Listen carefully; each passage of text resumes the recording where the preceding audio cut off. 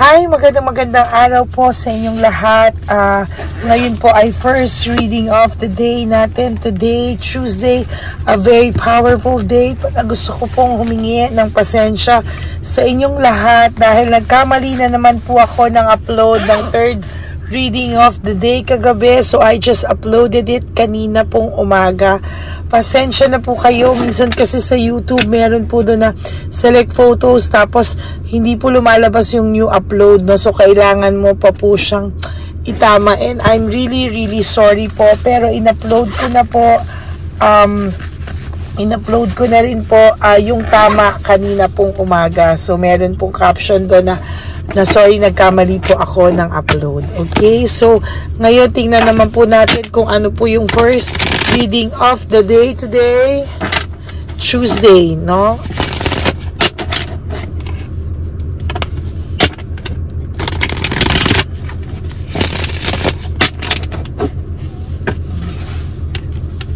Pili po tayo ng 10. 1, 2, 3, 4, 5, 6, 7, 8, 9, and 10.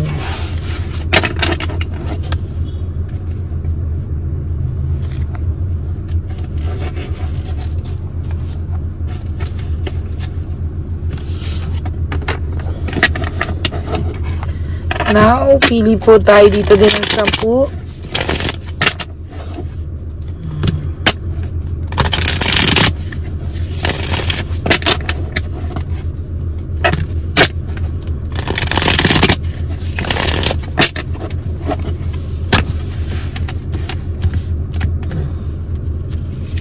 One, 2, 3, 4, 5, 6, 7,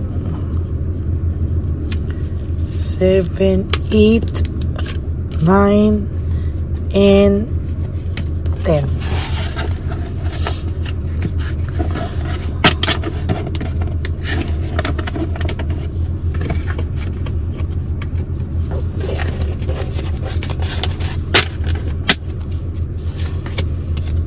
Okay.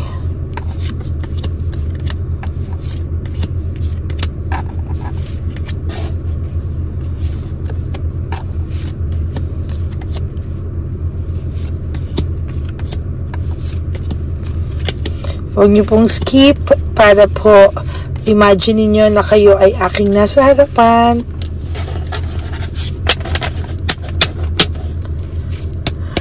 For our first reading for today, yeah, so there is a truth, no? Meron po tayo ditong nakikitang katotohanan, ano? Hindi po siya nagiging totoo sa mga tao sa paligid niya. As a matter of fact, your person po is creating some sort of his version, his or her version, ano, na hindi po katotohanan. Meaning, baka hindi niya po matanggap na hindi pa po talaga siya maka-move on na wala na kayo, na gusto niya pa pong ipa-feel na hinahabol mo siya, gusto niya pa pong ipakita na nagki-create po siya ng stories just to make papansin sa'yo, no? Nagpapapansin po sa'yo ang third person mo, no? And to be honest with you, gusto niya pong makarating sa'yo. Intentional po yung mga ginagawa niya sa'yo. Why? Because gusto niya pong magpapansin, nagpapapansin sa'yo ang third person. Naging greedy siya and possessive, but now she or he realize na mahirap pala po na wala ka, no? Somehow gagawa to ng commotion, commotion na para magpapansin sa'yo, makarating sa'yo, and somehow mag-react ka. You know, good and bad reaction is still a reaction. So kahit ano doon, gusto niyang mag-react ka. So wag ka na lang pong magre-react. Kasi kahit anong gawin niya, wala po siyang communication sa iyo, no? kahit anong gawin niya po, hindi ka naaapektuhan. So, ipaparating niya po sa ibang tao. And to be honest with you, gustong-gusto niya pong iparating sa'yo talaga para po mabwisit, parang mabwisit ka and mag-react ka, no? So, wag na wag ka pong magre-react. May pagka-mysterious po yung ginagawa niya, oh. Parang gusto niyang, kunwari, dead ma siya, para pinag-iisip ka niya, no, misteryoso siya, pero sa totoo lang po, he or she is creating some sort of chaos stories to get your attention po, sa totoo lang, no, na mabwisit ka, mag-give up ka, na ikaw mismo yung po yung maging ikaw mismo yung sa'yo, no, ikaw na yung mismong mag-approach sa kanya. That's what nasa isip ko po, hindi ko tayo mabanggit, no? Ikaw na yung mag-approach sa kanya, ikaw yung mag-give up sa no contact nyo, and ikaw na po yung mag-approach sa kanya. So, talagang nagpapapansin sa itong person mo through other people. Ayan, no? Nahihirapan po siya mag-decide, nahihirapan siya na anong gagawin, hindi niya po alam kung anong gagawin. That's why nagpapapansin na lang po ito.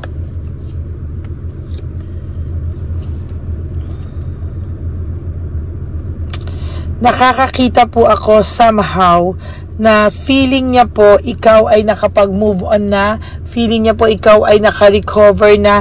That's why pinipilit niya po, no, to be honest with you, pinipilit niya po na magpapansin, to create some chaos para mapansin mo siya. Nagsiselos siya, self-centered to, no. Ang taong to nagsiselos, no, sa mga achievements mo. Pag nakakakita siya na masaya ka, somehow nagsiselos po ang person na ito. There's a distraction and lack of rewards, no? Medyo may pinagdadaanan po ang person na to ngayon, no? Distracted siya. Meron po siya pinapagdaanan o pinagdadaanan na financial loss, may mga pagkukulang po sa kanya, maybe may mga nawala sa kanyang sideline or whatsoever. Distracted po siya sa mga bagay-bagay, at talagang yung ginagawa niya po na pagpapapansin is really out of trip ba niya, o talagang gumagawa lang po siya para po, alam mo yon, mabwisit ka talaga. Kasi nakikita niya po somehow you are okay. Somehow you are moving on. And somehow you are managed to live and survive without this person. Kaya nagpapapansin po sa ito ng big time. No? There is insecurity. Nai-insecure po siya. Iniisip niya po, kamusta ka? Bakit masaya ka nang wala siya? Bakit naka-move on ka from him or her? No, bakit daw? Bakit? Oh, no, alam niya na, alam mo na meron na siyang iba. Somehow alam niya na kahit papaano kinakaya mo na nang wala siya, at hindi niya po gusto yung ganon. There's an awakening or reflection na somehow hindi mo na po siya hinahabol. Kaya po nagpapapansin po ito para mag-create ng ingay, no? Gusto niya na po ng ingay. Oh, meron po siyang conflict na pinagdadaanan sa lahat ng mga karibal niya. Maybe yung person niya ay may someone din, or meron ding mga nakapaligid na babae dito, or babaero rin, or lalakero din. Yan po yung oh. So ngayon po siya ay burned out and overstressed. Kaya po takang-taka ito, no? Most of the time, takang-taka talaga siya paano ka magiging masaya nang wala siya. Hindi mo daw po kakayanin nang wala siya. And to be honest with you, na-burn out po siya and na-stress po siya kapag nakikita niya po na umu-okay ka at okay ka. Hindi niya po kayang tanggapin na okay ka. Wala po siyang peace of mind kapag nakikita niyang masaya ka. Wala po siyang peace of mind pag nakikita niya na somehow you are adjusting with your life without him or without her.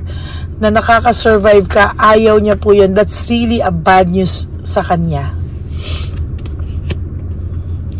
One-sided or dishonest or disharmony, yung samahan po ng person nyo at ng kanyang third party is somehow one-sided. Why? Medyo may kaguluhan po akong nakikita dito.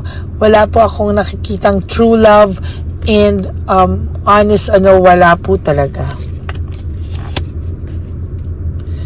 There's mental energy. Curious siya, how are you?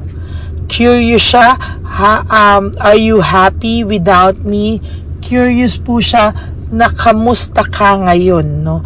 As a matter of fact, nagpapapansin to sa mga mutual friends nyo para somehow may makarating sa yung balita and somehow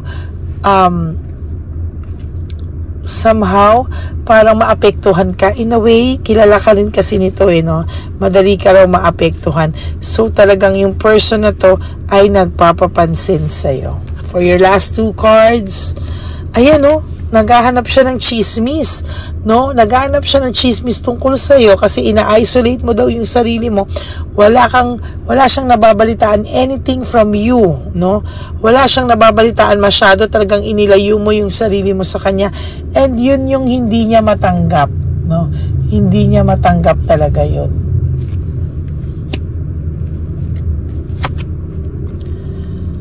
Poor judgment, meaning ng poor judgment is somehow naguguluhan siya.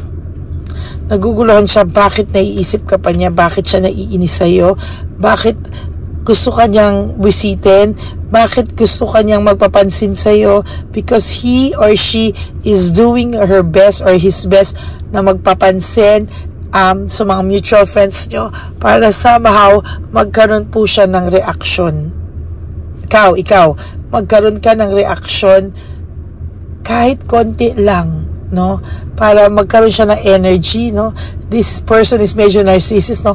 Gusto niya all about her or him. All about him, all about her. Parang yun ang gusto niyang mangyari, no? Kaya po, ito ang payo ko sa inyo. Once po na makabalita kayo or something, wag po kayong magpapaapekto. So be it, deadma ka po, no? Deadma is the key, no? Nagpapapansin siya sa'yo big time, deadma is the key. Yan ang title natin for this day. So that is your first reading of the day today, no? Sana po ay napanood nyo na po yung aking in-upload na third reading kagabi, no? Na kanina ko lang po in-upload. I'm really sorry again about that. And I hope na makaresonate po kayo dito sa ating first reading of the day today. Yan. So maraming salamat po. I will upload this maybe around lunchtime para naman po mapanood nyo muna po yung magandang reading din na ginawa ko kasi ang ganda-ganda po nung reading na yon kahapon, no? Ngayon ko lang po na-upload. Nagkamali po ako. Again, I'm really sorry po. And I hope na wag po kayo magtampo kung nagkamali ako. Tao lang po. Ayan. So maraming salamat po for those of you who wants to have a private reading with me at makita nyo po kung ito po ay talagang sa inyo or reading nyo. You can message me at Lady Lee Elena. That's LADYLY Elena. Nasa dulo po yan ng ating video. Diyan nyo po ako makokontakt. That's my only official and legit FB account, no? Follow nyo na rin po ako para po sa lahat ng subscribers ko. Please follow nyo rin po yung Lady Lee Elena para naman po makita nyo po na alam nyo po yun, makita nyo po na kung itong energy nito ay para sa inyo. At minsan po nagtatawag din po ako, nag-random check din po ako sa mga subscribers ko para po makamusta ko rin po kayo. Okay? So maraming salamat po sa inyo. And I hope wag po kayo mag-skip ng ads. And for those of you who wants to give me a super thanks, I would really appreciate and love that. Maraming salamat po. God bless you all, and I hope na mag-resonate po sa inyo ito. And if you do, kindly give me a like and comment down below para naman po sa ating connection dalawa. Okay? Life is too short. Don't make it shorter by stressing yourself from all the pains and the heartaches na binigay sa iyo ng kahapon. Just surrender everything to the divine universe and just let go and let God write your life and love story. Maraming salamat po sa inyong lahat. I will be back for another set of reading. Huwag po kayong malungkot, and I promise you, babalik po ako para magbigay sa inyo, no? To all my Lady Reyna friends, family, and subscribers, I love you all from the bottom of my heart. May God bless you. Have a wonderful Tuesday ahead of you, and have a happy heart. God bless everyone. I will see you again on my next reading for our second reading of the day today, no? So sana po mapanood nyo muna ito bago kayo mag-skip sa second reading of the day or tumalon sa second reading of the day. Please make sure na panood nyo po yung 3 readings kahapon. And again, I'm sorry po dun sa pagkakamali ko. Love you all. Bye. God bless you.